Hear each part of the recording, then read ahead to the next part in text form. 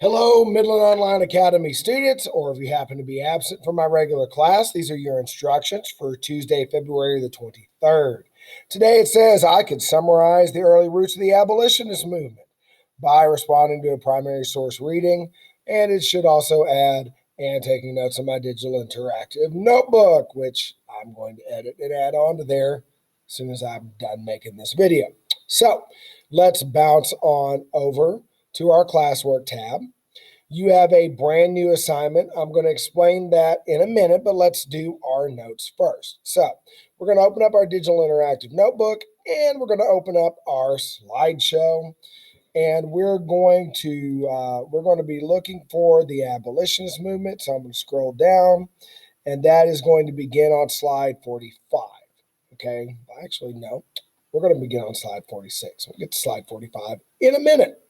So this is the beginning of our notes here, and we're going to be on page 12 of our interactive notebook. Now, when we're done with today's lecture, today's video, you will be done, or at least if you've been keeping up, we will be done with our digital interactive notebook. We're going to do these last 2 pages right now. So if you've been doing everything right, when we're done here today, you'll be done with the digital interactive notebook, which isn't due until Thursday. Hey, look, you're done a few days early. If you missed some pages, you need to go back into Classroom, go down to the stream, find the videos you missed, look at the slideshow, watch the videos, and get this done.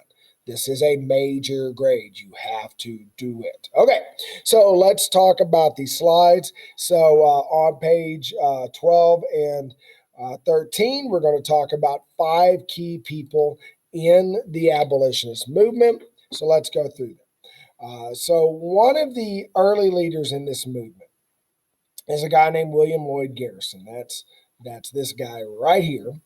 William Lloyd Garrison was a writer and a newspaper owner, and he ran a newspaper called The Liberator, and it was all about exposing the evils of slavery. Now, at first, The Liberator was entirely written by white writers, but William Lloyd Garrison realized that the most powerful way to get the word out about how terrible slavery was to begin to recruit black writers who had escaped from slavery or gotten their freedom through some other way, and to get them to tell their stories. And so the newspaper begins to look for and recruit black Americans who could speak to what they had been through. One of the people Garrison recruits was a young runaway slave named Frederick Douglass. That's our second person here.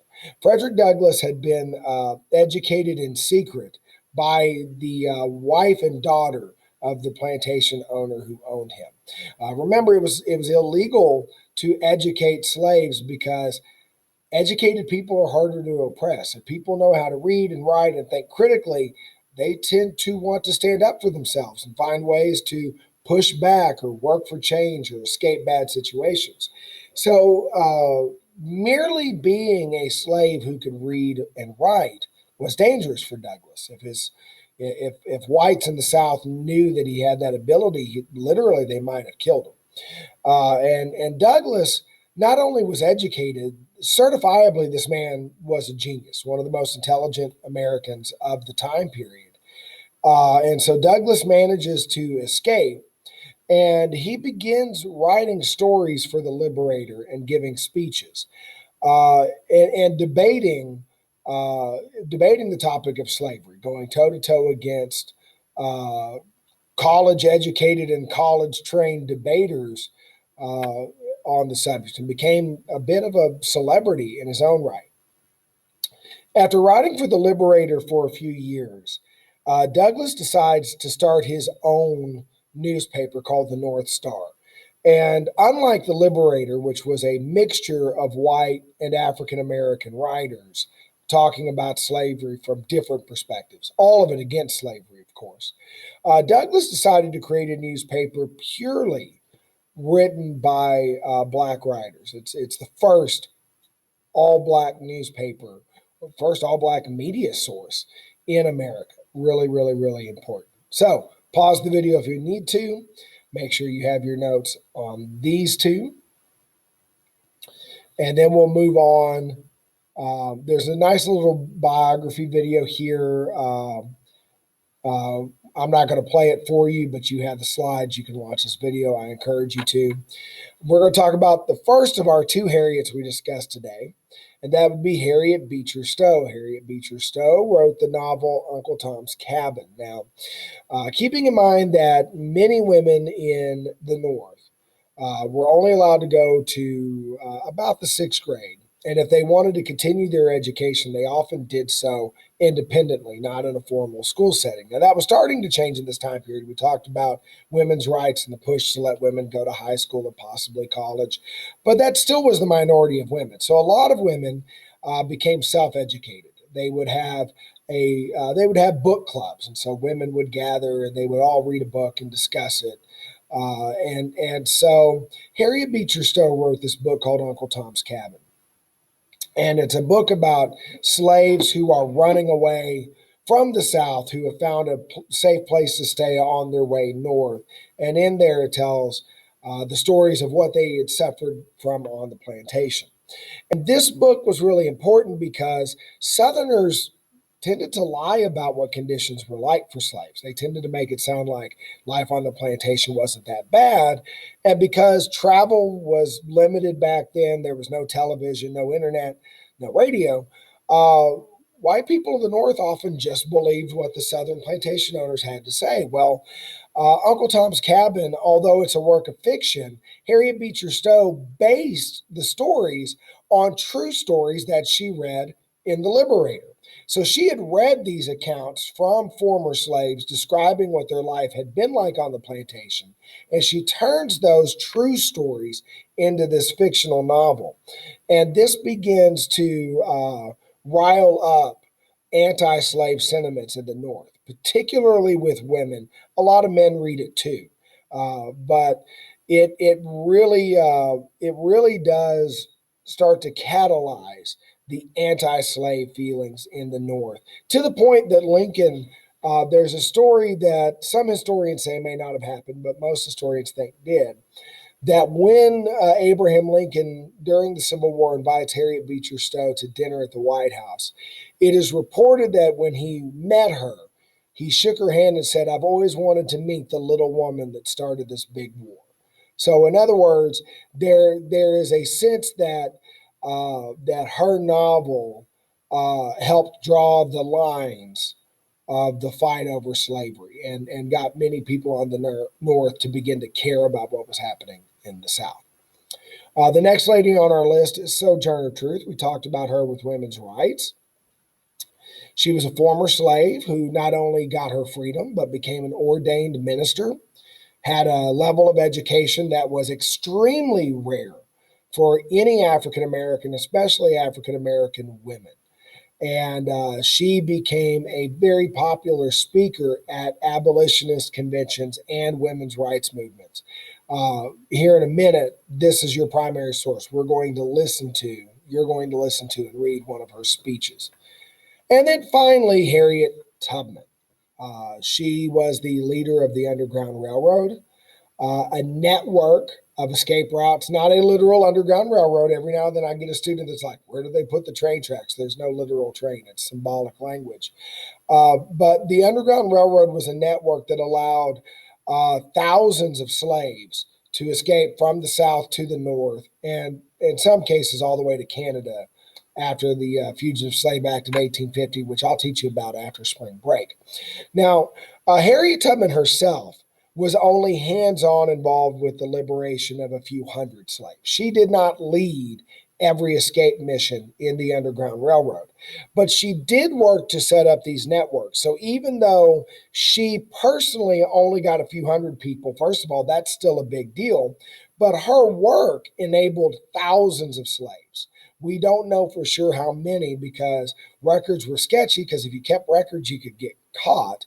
But she was responsible for the liberation of thousands of slaves, going back into the South time and time again. If not to lead rescue missions, then to set up supply stations. During the Civil War, she became a spy for the North.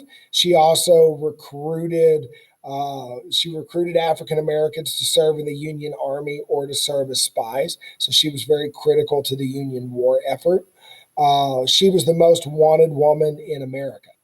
Southerners had a bounty on her head. If they could have caught her, they would have executed her publicly. She was deeply hated by Southerners because she was viewed as a threat to slave owners because she was. And she is legitimately one of the bravest and most amazing people in the history of our country. So these are the five, on these 2 pages, these are the 5 leaders of the abolitionist movement you need to know for STAR test. Now, they are not the only one. The abolitionist movement had tens of thousands of Americans involved. There were hundreds of important leaders.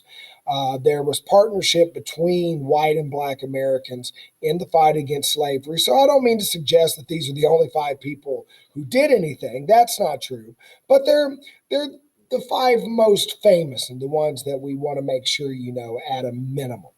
Now, once you've got those notes, your other assignment here is a primary source reading of a speech called Ain't I a Woman? You've got a link to a YouTube video.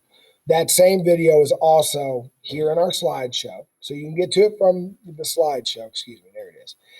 So that is slide 45 on the slideshow, or you've got a link to a YouTube channel, and you've got this Google Doc. Okay, and there's a link in the Google Doc as well. The first page is the actual text of the speech you're going to read. It's short, okay? And then you've got a series of questions. Now, before you watch this on your own, I'm not going to play it here. A couple of things about the speech. You're going to hear her use the type of language that was frequently used by slaves on plantations. Now, let's be clear. This is the way she would have talked early in her life, but she did go on to get an education. She was capable of using formal academic English.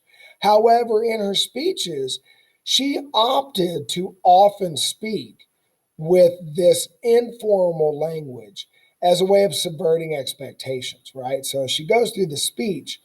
She comes across at first as somebody who might not have a lot of education. At one point, she actually pretends not to know a word to get the audience to say the word to her. Don't let that fool you. She knows exactly what she's doing.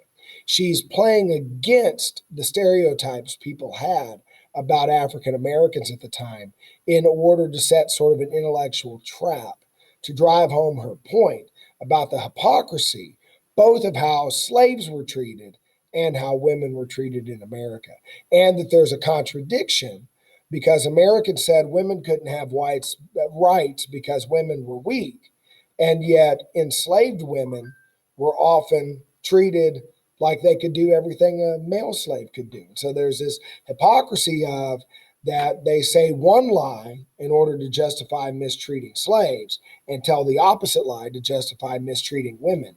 And she's going to point out the hypocrisy of those lies in this speech. So it really is a brilliant speech. It is at moments a funny speech. It's a serious speech. She does use religious language, so I hope that doesn't offend anybody, but she was a religious person speaking to audience that were mostly religious people. But it is a really clever, insightful, brilliant speech. And it does point out the hypocrisy of the philosophy that was used to justify both slave owning and denying rights to women. So most of my students every year enjoy this speech. You've got the words here, but do go ahead and watch the video. Make sure you get to hear it. The actress in the video who gives the speech, this is a professional actress who a big chunk of her career has been portraying Harriet Tubman at conventions and things like that. She deeply understands Harriet Tubman. Sojourner Truth. She deeply understands Sojourner Truth's life and journey and does a pretty good job of giving you the flavor of what actually hearing Sojourner Truth would have been like. So those are your assignments for today. If you have any questions, please email me. Otherwise, look for a fresh assignment tomorrow.